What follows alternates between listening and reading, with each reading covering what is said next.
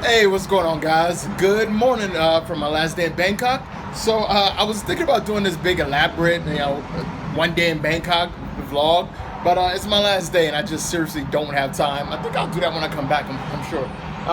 But I really wanted to show you guys what I do to prep before a really big, long trip. And today being my last day, I thought this would be a really, really good time to kind of show you what I do while I'm here. This is actually how I always start my morning. I come out here, look at this beautiful view from the condo. I actually love it over here. Get a great view. It's amazing at sunset. I'm gonna probably hit the gym, shave my head, go get one last wonderful $5 Thai massage, and pack. I really, really need to pack. I haven't packed anything. And it is about 9 a.m. now, and I've got to head to the airport at 5 a.m. So I've got a lot of stuff to get done today, and hopefully I can meet up with the squad a little bit. So also, one more thing, towards the end of this video, I'm actually going to show you how I'm planning my trip through Europe. Everything's not complete, but I got a really, really, really big partnership announcement, something I didn't think was going to happen, but it all came together last night. So yeah.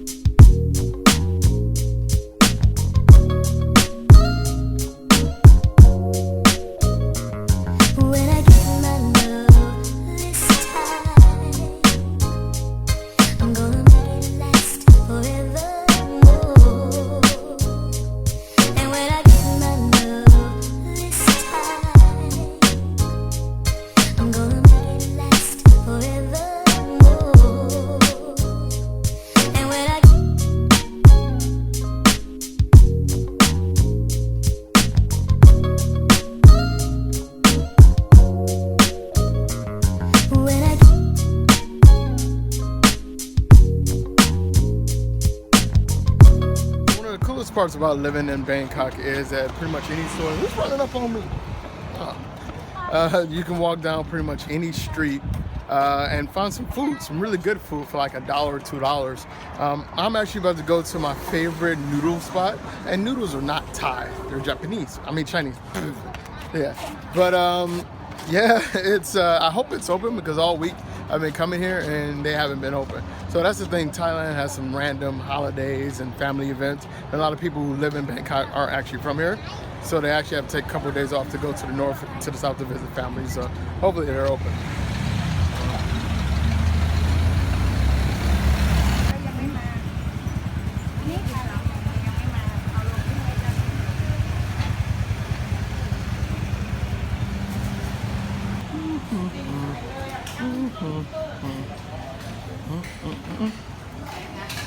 So luckily they were open, and I wanted you guys to just see. It's really a simple dish. Check it out.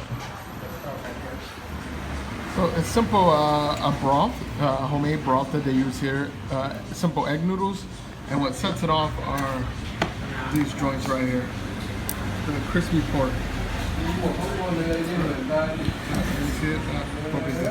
The crispy pork is really what kind of sets it off. So I like to take some fish sauce. Fish sauce, and then a little bit of chili. Just not too much, just a little bit of chili, give it an extra spice. And mix it in. There we go. Well, that was tasty as usual. One of the common issues or concerns I hear people talk about when trying Thai street food is that they'll try it at one place and then they won't like it. They think it's okay, but they won't go back because it wasn't like exceptional. One thing you have to understand about Thai street food is that they're all very, very different. Just think about how many different places back home make fried chicken and how different it can be. Like Popeyes is not like KFC, KFC is not like Church's, Church's is not like my mom's. So definitely try, if you find a dish that you kind of like pad thai or noodles or some pom or whatever, try different vendors because different vendors usually have a different recipe and a style. All right, one of the things I'm really gonna miss about going back on the road is actually being able to hit the gym regularly. And it's kind of a pain in the ass because I've been trying to get myself back in military shape, which hasn't been going terribly bad, but it hasn't been going as quickly as I would like it to go. It's been, so the cool thing about where I'm staying is we actually have a gym right here, as you guys can see it. So I've been able to come here 6 days a week and get myself back in shape. But now that I'm about to go back on the road, I got to figure out how I'm gonna actually find gyms in these cities I'm going to. And it's crazy because I've been in Europe before and tried to find gyms that weren't in hotels that I was staying at, and their day rates are ridiculous. I mean, I'm, $25, $30 sometimes just to get a day pass to work out. I know there are just basic resistance things I can do and just basic calisthenics, but it's just not the same as having some weight. So that's probably gonna be the biggest thing that I miss on the road. So let me get one more workout in.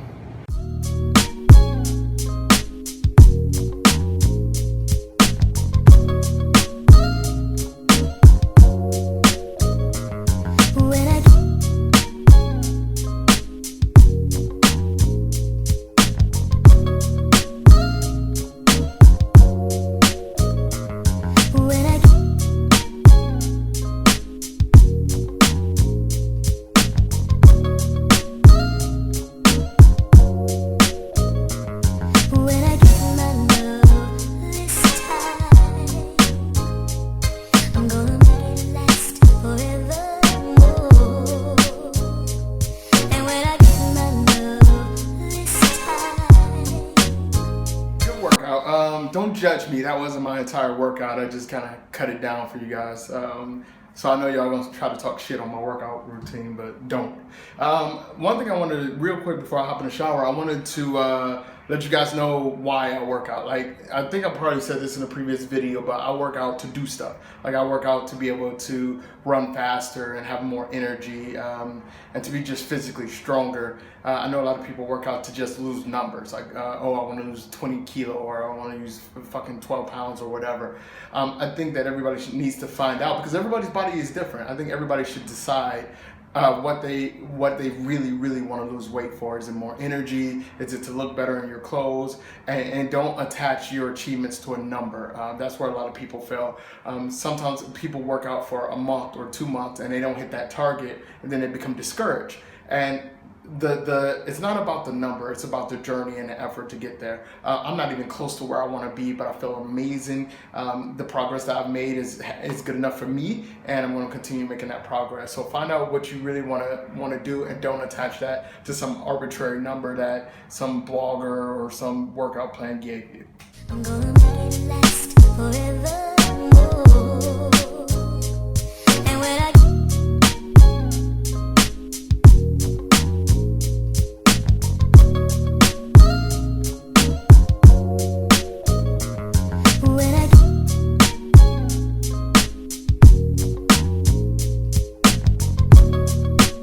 Guys, it is about 6:45 and I'm heading to the W District to go see Eddie, tell him bye.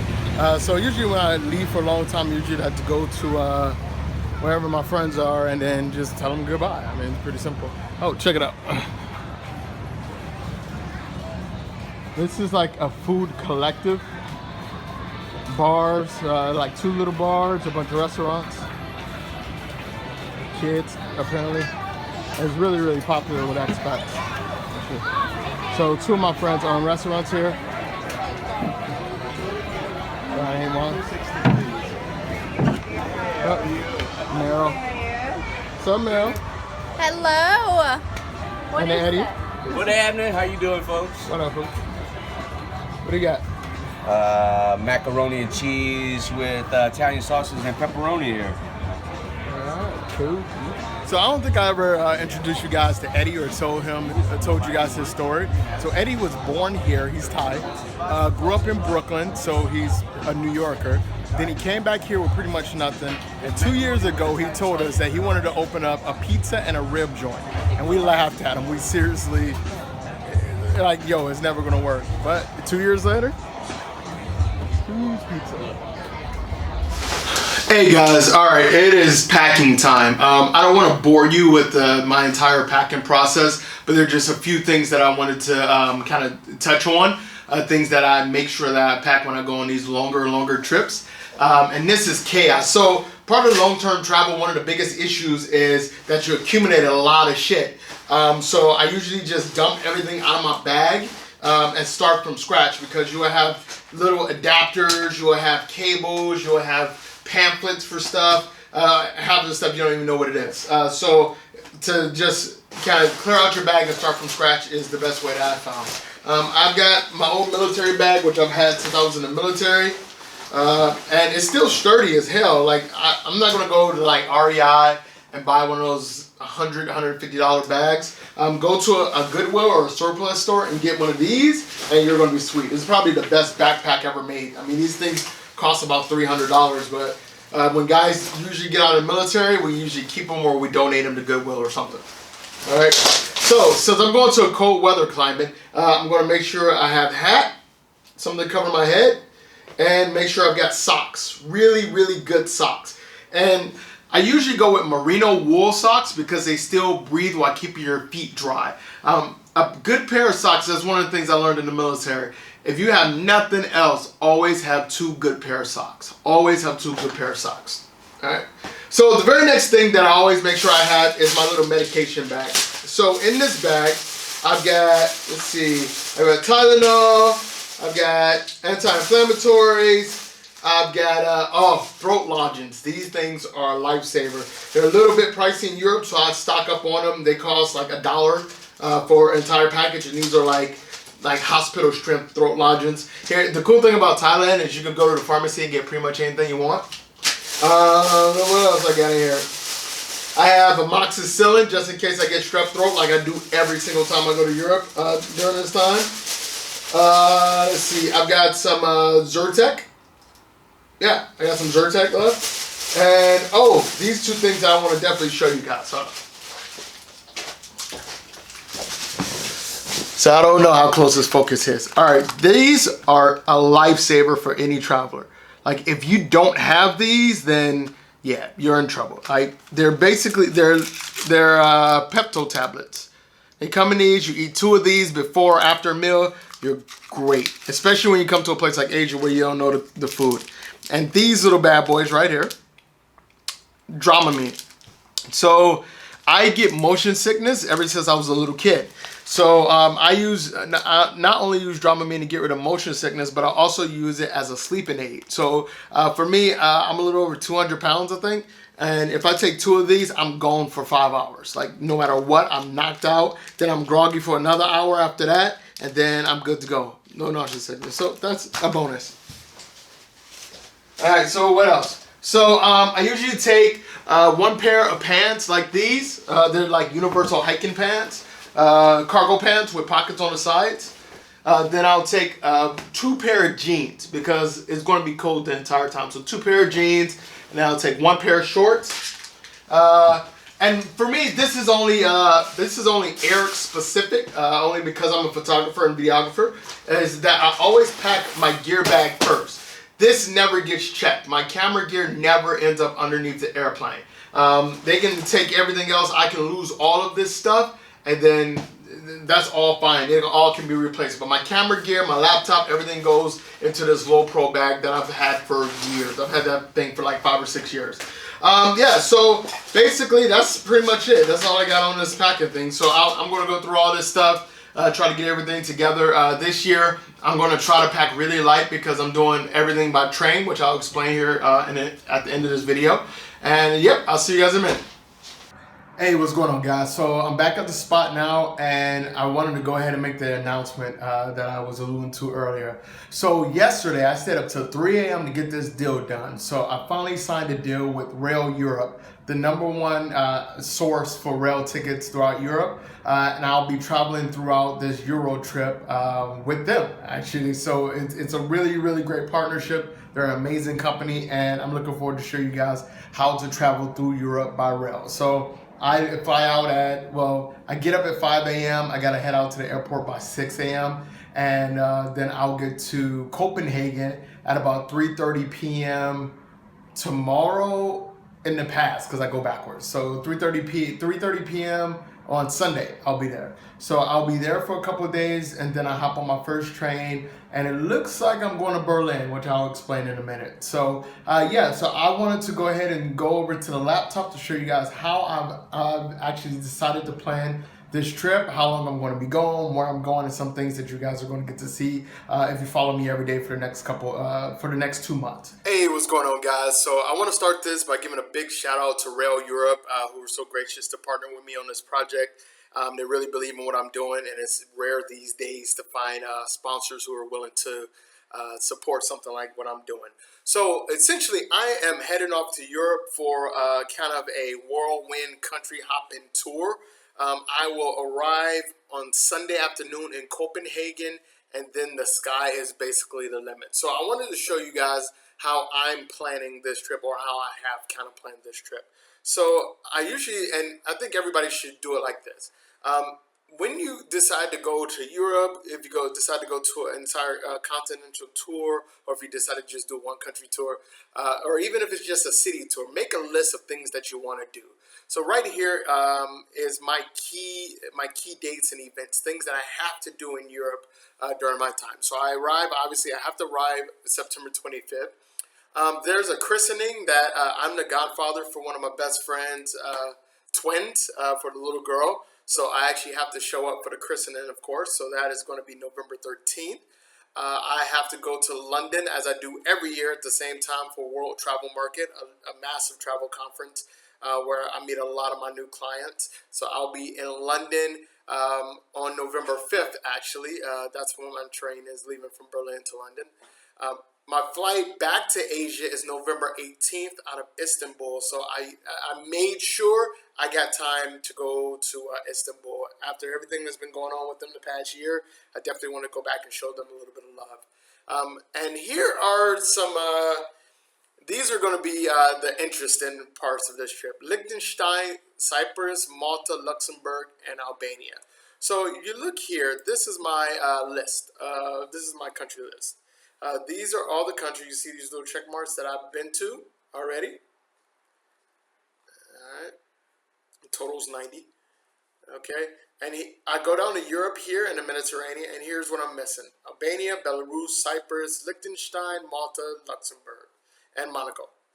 The reason Monaco is highlighted because I have these countries that I want to save for last. As my last country to visit to kind of make a big event of it. So I won't touch those if I can help it. So Belarus is a nightmare because Americans, well, everybody needs a visa to go. So I don't have time or the patience to deal with that. So I just skipped over Belarus for now. Of course, I will go. Albania is a little easier to get to, but kind of a pain. I wish I would have been able to go to Albania when I was in Kosovo. But unfortunately, things didn't work out like that. So I usually come over here and I look at the map to see where, and again, I know where countries are in Europe, but it's good to have a visual representation right in front of you to just see how feasible it is to go from one. It would have been so easy while I was in Macedonia or Kosovo a couple months ago to go to Albania, but everything got screwed up because of the weather. If you guys saw my Kosovo vlog, this right here was shut down and I couldn't get through. So I need to find a way to get to Albania. I'm likely going to go to Italy and fly to Albania. That's the most likely path. The good thing about places like Liechtenstein and Luxembourg is they are connected to routes that I want to travel through anyway. So here's Liechtenstein between Switzerland and Austria. And the main purpose of this is to record the transition from summer to fall. To see the first snowfalls, to see the color changing on the leaves, the people putting on heavier coats, like the transition. So I'll definitely be trying to take the rail through Austria, which is absolutely gorgeous. So you have that right here. And then we come up here to Luxembourg. Now, Luxembourg is in an interesting position because it's not too far from Frankfurt, where I actually used to live, or Cologne. So I can just take a train from Cologne down and we'll be good. So I was planning to go to Bruges anyway, in Belgium, and Ghent. So I'll likely end up in Amsterdam, work my way down through Antwerp, Bruges, Ghent, Bruges, and then work my way over to Luxembourg. And we'll see how that works out. All right, so it gets a little bit complicated when you have set dates, basically on the opposite side. So I have the Copenhagen, and then I have London here on the 7th and the 9th, and Berlin's relatively simple. But then it kind of leaves me a little bit wide open. I actually have to take a train from Berlin. I have a train from Berlin to London. Then I'll have to get from London to Romania, which I'm likely going to fly, obviously, because the time that it will take to get from London back to Romania on a train is just going to be too much. And then I'll have to get from Romania to Istanbul. The problem is that the train between Bucharest and Istanbul has been under construction for, I don't know, 5 years, and who knows when it's actually going to be finished. So it's a bus, and at this point in my career, I'm not inclined to take this ridiculously long bus. It's a long overnight bus and a shitty bus, and we're not going to do it. So likely going to fly from Bucharest to Istanbul and just kind of end the trip there. But in the meantime, I have a lot of places that I want to explore. So you have the Amsterdam Canals, Gdansk, Poland at night, Budapest, the Prague for sunrise, Ireland. We want to go to Edinburgh, Scotland, the Paris streets during fall. I've never photographed Paris during the fall weather. Plitvice Lakes National Park in Croatia, the Bernina Express, and the Chocolate Train. I'll explain the Chocolate Train to you guys a little bit later. It's super cool. It's really nice. But yeah, the funny thing for me about going to Europe is I've pretty much seen and done everything. I've been everywhere. Like there's 6 countries or 7 that I haven't been to. So now it's time to start going to the smarter niche areas. I want to go explore like Aberdeen. I want to get up here. I want to get over to Galway, Limerick if I can. I want to go to more obscure areas in France. I am Montpellier. I want to go back to Marseille and Toulouse. I want to go to Verona and Zadar in Croatia. So this trip is going to be a lot of probably a lot more cultural exploration than I normally do. When I normally go to Europe, I do a lot more partying actually. Yeah, so that's the really, really exciting news. That's how I normally plan my Euro trip. This is all in flex except for those few hard dates that I actually have. And if you guys have suggestions on places that I should go, make sure you follow me daily. I'll try to upload as many videos daily as I can on YouTube. But you got to understand, I'm on the road traveling through Europe by train, so a lot of times I won't have reception. But make sure you follow me on Snapchat and Instagram because I'll be posting a lot on those two platforms. So yeah, so I am about to get to bed. It's 10:30. I got to be up at 5 for a really long day of travel tomorrow, and I'm looking forward to actually flying Norwegian directly. This is the first time I've flown this route from Bangkok to Copenhagen. 11 and a half hours, I think. So it's gonna be good. Hopefully it's a good flight. So I'll see you guys in the morning.